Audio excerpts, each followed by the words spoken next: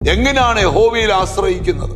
എങ്ങനെയാണ് നന്മ ചെയ്ത് ജീവിക്കുന്നത്? എങ്ങനെയാണ് വിശ്വസ്തനായി ജീവിക്കുന്നത്? ഇന്നത്തെ തിരുവചന ചിന്തയ്ക്ക് ആധാരമായി 37-ാം സങ്കീർത്തനത്തിന്റെ 3-ാമത്തെ വാക്യം, യഹോവയിൽ ആശ്രയിച്ച് നന്മ ചെയ്യുക, ദേശത്ത് പാർത്ത് വിശ്വസ്തത ആചരിക്കുക. 3 കാര്യങ്ങൾ സങ്കീർത്തനക്കാരനായ ദാവീദ് പറയുകയാണ്. 1, ദൈവത്തിൽ ആശ്രയിക്കാൻ പഠിക്കണം. 2, ദൈവത്തിൽ ആശ്രയിച്ച് നന്മ ചെയ്യാൻ പഠിക്കണം. 3, ദൈവത്തിൽ ആശ്രയിച്ച് നന്മ ചെയ്തുകൊണ്ട് ദേശത്ത് വിശ്വസ്തരായി പാർക്കാൻ ആഗ്രഹിക്കണം.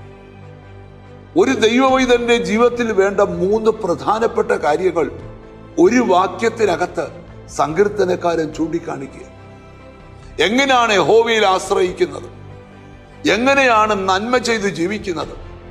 എങ്ങനെയാണ് വിശ്വസ്തനായി ജീവിക്കുന്നത്? ഇതിനെല്ലാം വേണ്ട അടിസ്ഥാനം ദൈവവചനമാണ്. മനുഷ്യരിൽ ആശ്രയിക്കുന്നതിനേക്കാൾ യഹോവയിൽ ആശ്രയിക്കുന്നത് നല്ലത്. നമ്മൾ എന്ത് കാര്യത്തിനായാലും ഒരു മനുഷ്യരിൽ ആശ്രയിച്ചാൽ മനുഷ്യർ തരുന്ന എല്ലാത്തിനും കണക്കുണ്ട്. അബ്രഹാമിന്റെ കൂടെ ഒരായുസിന്റെ നല്ല ഭാഗം ജീവിച്ച ഹാഗറിന് അബ്രഹാം കൊടുത്തത് ഒരു തുരുത്തി വെള്ളവും അടയുമാണ്. എന്നാൽ ദൈവം പൈതലിന്റെ നിലവിളി കേട്ട് ഒരു ഉറവ തുറന്നു കൊടുത്തു. ഇന്ന് വരെ ആ ഉറവ പറ്റിയിട്ടില്ല. മനുഷ്യൻ തരുന്നതിന്റെ കണക്ക് എല്ലാ സ്ഥലത്തും ഉണ്ട്. പക്ഷെ ദൈവത്തിന്റെ പ്രത്യേകത, ദൈവത്തിൽ ആശ്രയിക്കുന്നവർക്ക് ദൈവം കണക്കില്ലാതെ അളവില്ലാതെ അനുഗ്രഹങ്ങൾ കൊടുക്കും. അപ്പൊ ദൈവത്തിന്റെ അനുഗ്രഹം ഒരു ദൈവവൈതൽ പ്രാപിച്ചു കഴിഞ്ഞാൽ അവൻ അടുത്ത് ചെയ്യേണ്ടത് യഹോവയിൽ ആശ്രയിച്ച് നന്മ ചെയ്യാൻ പഠിക്കണം.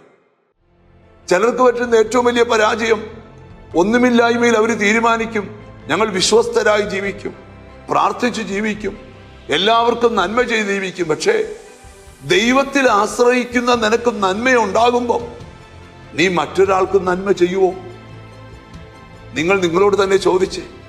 നീ ഇന്ന് തൊട്ട് നിങ്ങളുടെ ജീവിതം ഒന്ന് മാറ്റിക്ക്, മറ്റൊരാൾക്ക് നന്മ ചെയ്ത് ജീവിക്കുക. ദേശത്ത് എങ്ങനെ പാർക്കണമെന്നാണ് എഴുതിയിരിക്കുന്നത്? വിശ്വസ്തരാകണം. സ്തോത്രം. ബൈബിളിൽ പറയുന്ന ഒരു സന്ദേശമുണ്ട്, അല്പത്തിൽ നീ വിശ്വസ്തനായാൽ അധികത്തിന് ദൈവം നിന്നെ വിചാരകനാണ്. 3 കാര്യം വളരെ ചുരുങ്ങിയ വാക്കുകൾ കൊണ്ട് ഞാൻ പറഞ്ഞു. ദൈവത്തിൽ ആശ്രയിച്ച് ജീവിക്കാൻ പഠിക്കണം. ദൈവത്തിൽ ആശ്രയിച്ച് നന്മ ചെയ്ത് ജീവിക്കാൻ പഠിക്കണം. ദൈവത്തിൽ ആശ്രയിച്ച് നന്മ ചെയ്തുകൊണ്ട് വിശ്വസ്തരായി ജീവിക്കാൻ പഠിക്കണം. 3 കാര്യം ജീവിതത്തിൽ പകർത്തിയാൽ അല്പത്തിൽ വിശ്വസ്തനായ നിന്നെ ഈ ദിവസങ്ങളിൽ ദൈവം അധികത്തിന് വിചാരകനാണ്. ഒന്നിച്ച് പ്രാർത്ഥിക്കാം. കാരുണ്യവാനായ ദൈവമേ, സ്വർഗസ്ഥ പിതാവേ, എന്നോട് ചേർന്ന് പ്രാർത്ഥിക്കുന്ന മക്കൾക്ക് വേണ്ടി പ്രാർത്ഥിക്കുന്നു. അങ്ങയിൽ ആശ്രയിച്ച് ജീവിക്കുവാൻ, ഹല്ലേലൂയ, അങ്ങയിൽ ആശ്രയിച്ച് നന്മ ചെയ്ത് ജീവിക്കുവാൻ, അങ്ങയിൽ ആശ്രയിച്ച് വിശ്വസ്തരായി ജീവിപ്പാൻ നിന്റെ മക്കൾക്ക് കൃപ കൊടുക്കണം. എന്നോട് ചേർന്ന് പ്രാർത്ഥിക്കുന്ന മക്കളെ നിന്റെ നാമം ചൊല്ലി പിതാവിൻ്റെയും പുത്രന്റെയും പരിശുദ്ധാത്മാവിന്റെ നാമത്തിൽ അനുഗ്രഹിച്ച് പ്രാർത്ഥിക്കും. അവർ അനുഗ്രഹിക്കപ്പെടട്ടെ യേശുക്രിസ്തുവിൻ നാമത്തിൽ തന്നെ. ആമേൻ. ദൈവത്തിൽ ആശ്രയിച്ച് ജീവിക്കാം. ദൈവത്തിൽ ആശ്രയിച്ച് നന്മ ചെയ്തുകൊണ്ട് ജീവിക്കാം. ദൈവത്തിൽ ആശ്രയിച്ച് നന്മ ചെയ്തുകൊണ്ട് വിശ്വസ്തരായി ജീവിക്കാം. God bless you.